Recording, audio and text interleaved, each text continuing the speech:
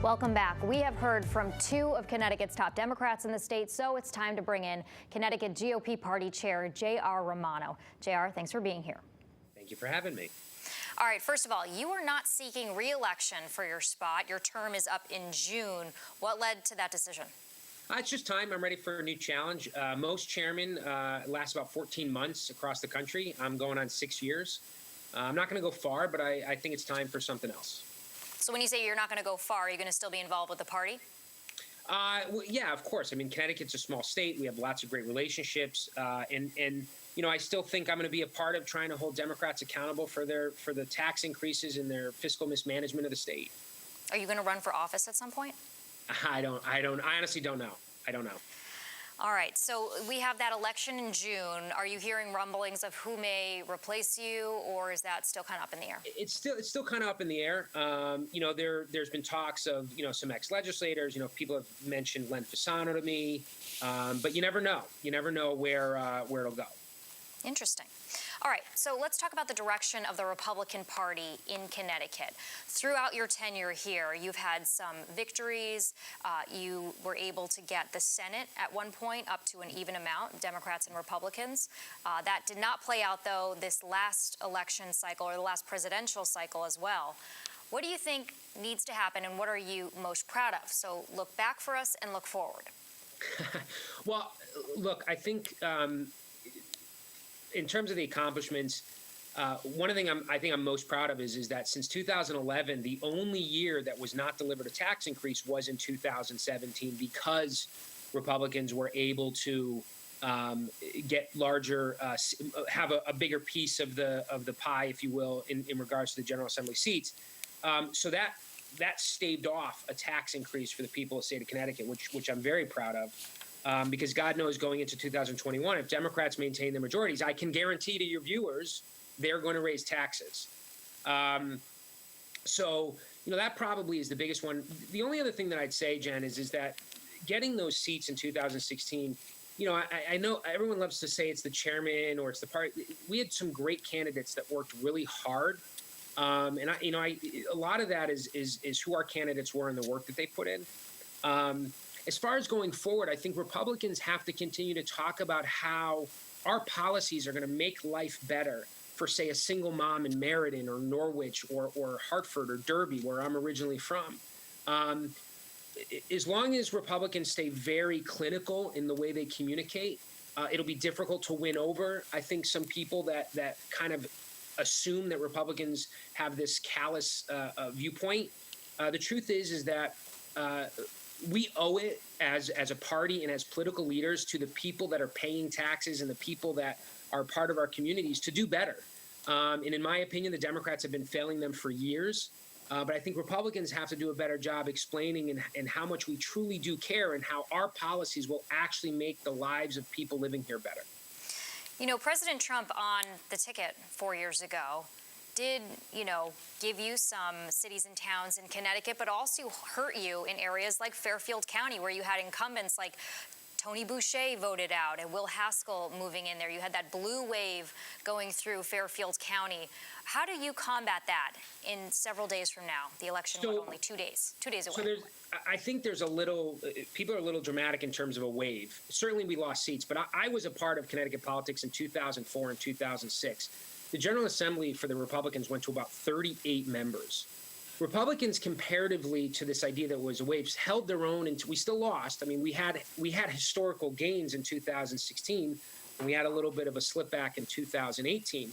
But frankly, for the people in Fairfield County, and I'm not trying to be rude or disrespectful, but the people that are offended by Trump are usually those that can afford to be offended. And when you look at registration, you're seeing that Republicans are doing much better in areas of the state like the Valley, where Eastern Connecticut, where these, you know, the middle class communities are recognizing Democrats their policies are not helping them. And so in Fairfield County, which are communities that tend to be wealthier, Simsbury, Madison, it's not just in Fairfield County, but the people that can afford to be offended or simply just care about what's happening federally are kind of blind to the fact of what Democrats are doing here in Connecticut. And frankly, the Democrats are running on that, right? They don't want to talk about what they've accomplished in Connecticut. All they want voters focused on is Donald Trump, because they have no record here to run on. When you look at their advertising, for example, state Senate races are talking about Donald Trump. State House races are talking about Donald. They have nothing to do with each other.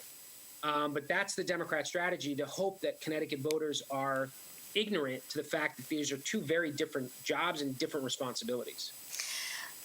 Donald Trump, the president, is polarizing, especially in a state like Connecticut that generally does go blue. So what do Republican candidates need to do to not offend maybe their base, but to also appeal to independent voters or try to get some of those people that generally vote Democratic? Well, you have to voice that compassion, right? That idea that what Democrats have done, and again, not try to get in arguments on whether or not someone should vote for Donald Trump or against Donald Trump, but explain why that they should vote for the candidate that may be running. Because, and I highlight this, when you look at the fact that the Democrats rushed through an anti-police bill, which could lead to less officers. I mean, I can't remember, I've been involved in politics for 20, 25 years. I can't remember the last time the state police had to be called into Hartford. There's a lots of issues that the Democrats are pushing on the people of the state, and they're not talking about it. So Republicans have to do a very effective and efficient job in explaining to voters, yeah, you don't have to vote one party or the other. You can pick where you want to go. You want to vote for the president or against the president, you can, but you can also vote against the president and for your local Democrat or your local Republican. That's okay. And we do know that the police accountability bill is playing a role in this race. We've seen several of the police unions voting or putting their support behind, rather, the candidate that did not support the police accountability bill. I think what's tragic about that whole situation is I think there was a story that Fox 61 did that 30% of merit officers were considering retiring or leaving the force. We had an issue in the state of Connecticut, a woman by the name of Heather Messenger, who was tragically murdered in 1998 by her husband because the state police was too far away. Their response time was about 25 minutes. The state legislature passed a law creating minimum mandatories for state police so that situation would never happen again. Unfortunately, under Dan Malloy, they repealed those minimum mandatories. And so our fear for our communities and as a party is that if we have less and less officers, it actually increases the likelihood that response times will go up, which means someone who's fearful in a domestic violence situation will have to wait that much longer for an officer to arrive. And that could have serious consequence. JR, we only have like 30 seconds, but just rattle off a few of the key races that you're watching closely. We're swinging big to win back the Greenwich seat that Scott France lost. We're also looking to protect Senator George Logan. We have a couple open seats with Themis Claridis retiring, with Len Fasano retiring.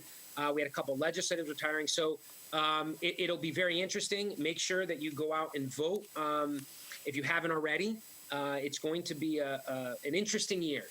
The 3rd congressional district race has grabbed headlines. I mean, you can't turn on the television without seeing the ads out there.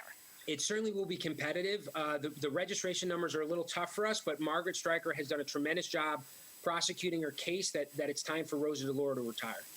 She's gotten support from Bob Stefanowski, Linda McMahon, a lot of financial backing from some big-name Republicans in the state. J.R. Romano, always good to catch up with you. Thank you for joining us this morning. Thank you. All right, ahead on The Real Story, we turn our sights on the 5th Congressional District. Congresswoman Jahana Hayes and challenger David X. Sullivan are on deck.